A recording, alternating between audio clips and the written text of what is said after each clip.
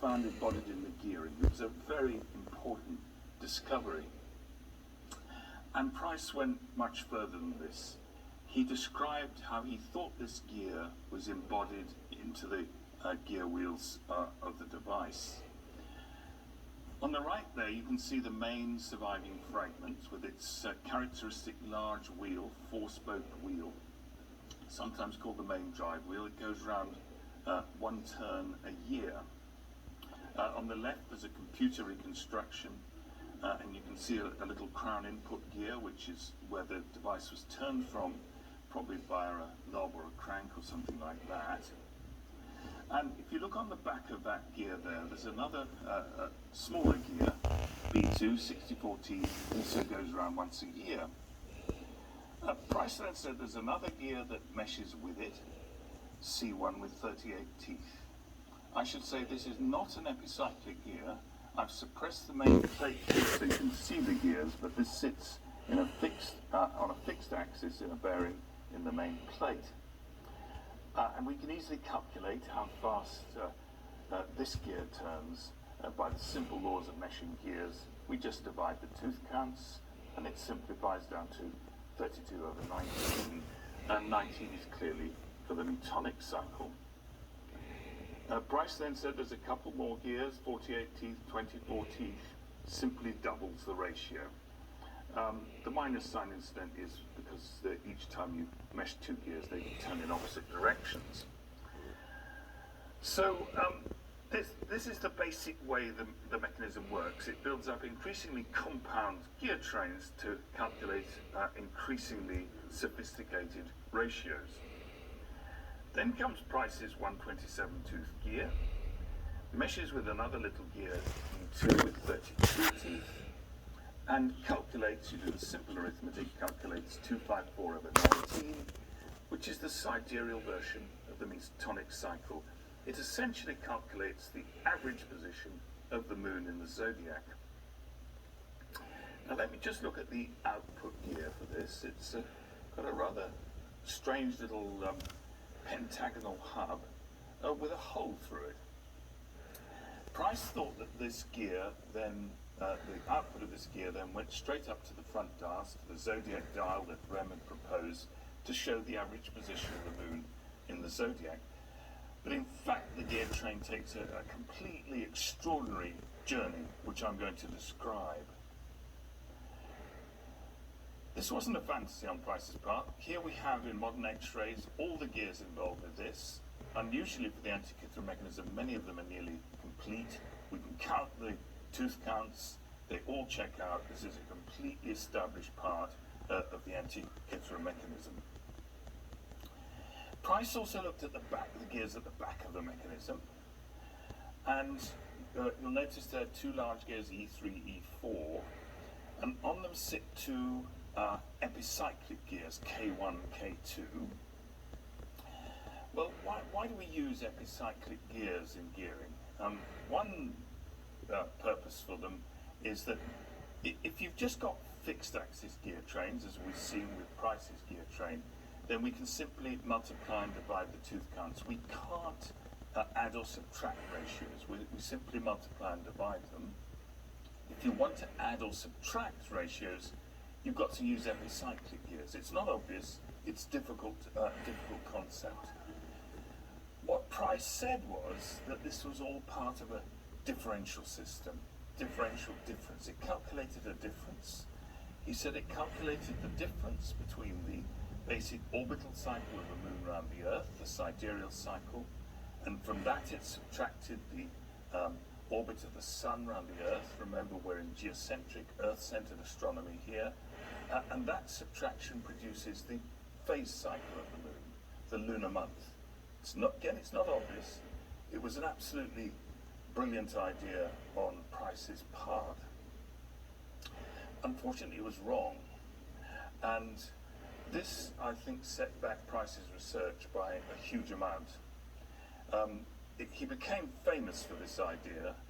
If you have a brilliant idea for which you become famous, it's kind of hard to challenge it, and he didn't question it or challenge it. He just got famous from it, and one thing Price noticed in the system is a large gear there, E4. We call it somewhat confusingly lowercase e3 for very good reasons I won't go into. The Krakos family estimated 222 teeth for this gear, and Price wrote that you might think that this had something to do with the 223 lunar months of the Saros cycle, but in this context it can have no such meaning, and the reason for that was that this large gear pair, E3, E4, went round much too fast for it to have that sort of astronomical meaning, so he discarded the idea. He put together all his ideas about the gearing into a complicated gearing diagram. These are two versions of it, two schematic versions of it. You can see in the middle there the little Newtonic gear train we followed in blue there. And what it is complicated, it's difficult to understand, won't describe it in detail. What I want to say about this model is that everything else is wrong, completely wrong. His sun wheel is wrong, his differential gear was wrong, his 4-year dial was wrong. And this is really where I came in terms of research.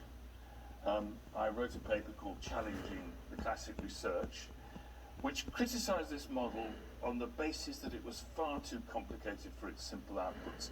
It violated an essential principle in science, engineering, computer science and technology, which is that you should keep things simple. It's sometimes called the KISS principle. Keep it simple, stupid is the idea.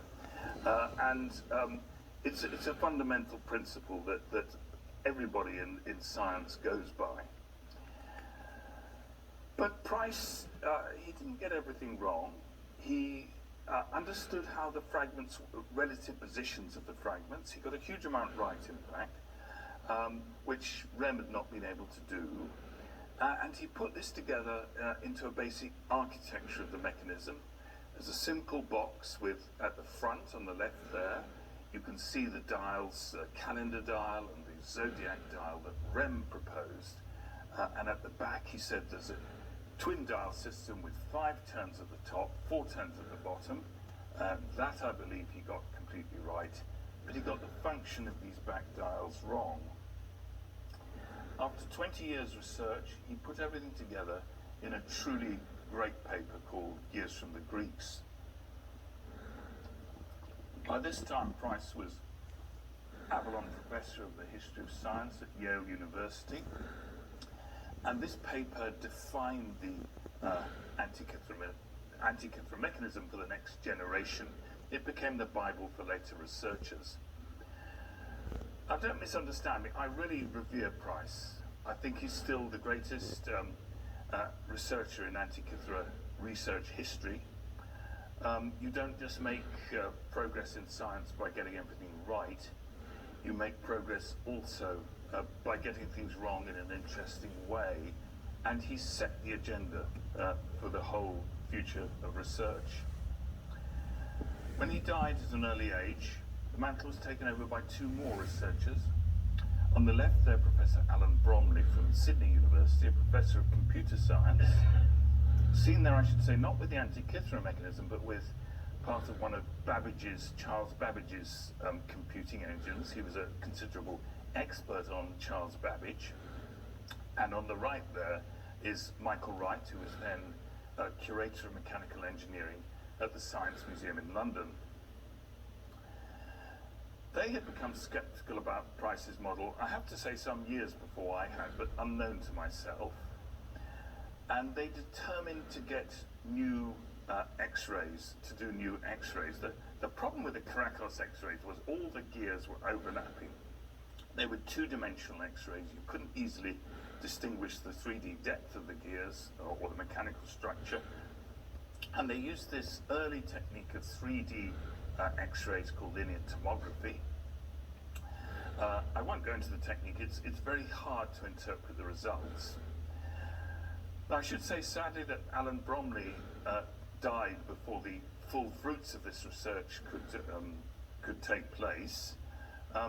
But Michael Wright was extremely persistent.